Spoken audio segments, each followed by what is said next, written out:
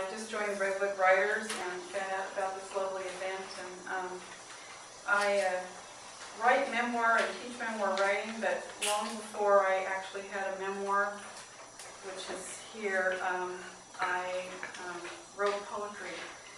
And the person I'm going to read you about is my great-grandmother, which appears in this little picture right here. And these are the other generations of mothers that that's what it's about. So I'm just reading two poems today. This is called Blanche's Strawberry, and Blanche is my great-grandmother. And it's written to Amanda, my daughter. Your young years were numbered by days of school and bike riding and nights of long boat baths. I tucked you in, read you a story, and scratched your back where we made a map of the world. On once-a-year visits, my mother scratched my back, but there were no maps except of memory, disappearing quickly into dream. As you sighed under my fingertips, I remembered my great-grandmother Blanche's fingers on my back as I perched on a stool made from 3 cans and newspapers, soft velveteen cover caressing my thin legs, watching GE Theater and Ronald Reagan in the dark, the black and white television flickering like a candle, her crinkled hands stroking heaven on my skin. If only you could have known her, your great-great-grandmother, born before Custer's last stand, before radios or airplanes such as the ones you bravely board and descend from, flying your favorite activity since you were 3, taking for granted the plane will hold you up, as I bear the hope that you, my daughter, will grow whole and happy, that we might never turn away from each other as my mother did from me and her mother from her. Generations of mothers and daughters spilling through the century, beads on a broken string. You trudge toward the gate at the Oakland airport, dragging your purple pack and your beloved dolphin for summer visits to your father. A California day, a glassy promise of luck and sunshine. Your shoulders squared, your eyes seeing in front of you as far as you can. I wish you had known her, Blanche, who whispered to me as we curved into the wing of sleep, her heart beating at my back while time weaved its orb above us, swimming in the seamless Iowa night heat. She was the one who named me Joy because I was her joy, her first great-grandchild, from her ribs and sweat, hair and breath. Her womb and blood created me as Blanche birthed my grandmother out of the death of her young husband in 1894.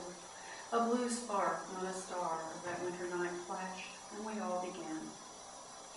She would have loved you too, peered into your golden brown eyes and marveled at your little freckle. She would have patted your fine blonde hair, made you sit still and quit squirming. On an afternoon day after lunch dishes, she would have shown you the art of embroidery, how to stretch the fabric tight enough to pull the needle through and leave a fine, smooth stitch. Later, she would have taken you out to the strawberry patch in June, and under her sharp eye, you would have seen all the beauty and throat of the world in that single moment, while she hovered near you in her apron and sunbonnet, smile creases spreading across her face, while the strawberry, her very own strawberry, burst into your small mouth. You would have tasted the beginning of your own future, and she would watch you, knowing her seeds were being planted and taking hold in you, so that decades later, in the silence of adulthood, she would live on in you, and you would know love. Thank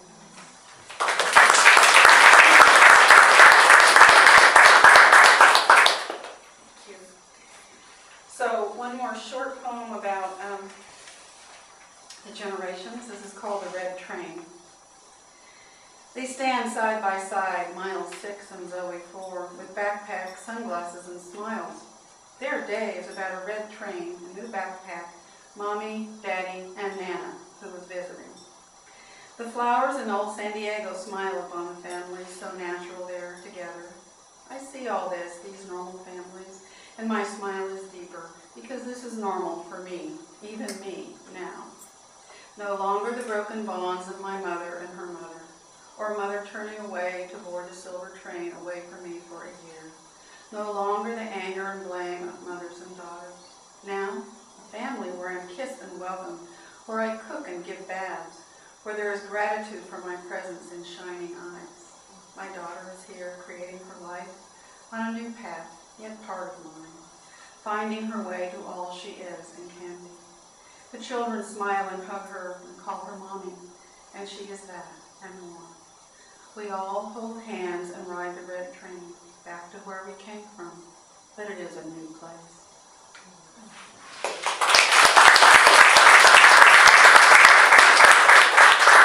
So this is a short one. It was written accidentally yesterday as I was about to write memoir writing prompts for my writing group, and it came out as a poem, and it's about how you become a memoir writer. So it's just kind of fun. I'll read it to you. Memoir writing stardust. How do you begin? First, have a childhood. Create memories. Long nights of crickets and fireflies. The scent of powder in your grandmother's room. The whinny of horses in the early morning. To tell your story, you must have a story to tell. You must put your heart out to the world and see it come back again in pieces. You must taste the food of other worlds, feel its dust on your skin. Listen to the cries of an infant and put your ear close to the mouth of the dying. Listen to their wisdoms as they transcend time, souls passing each other in a mist. To get started, listen to the stories whispering in your ear. While in this state of magic, sit at your desk and begin to take dictation. The stories are seeking you. The stories live in your blood, your dreams, your heart. Honor them with your pen. Tune into the hymns of the past as the night sprays stars. Capture what the heavens know. Put your name at the bottom.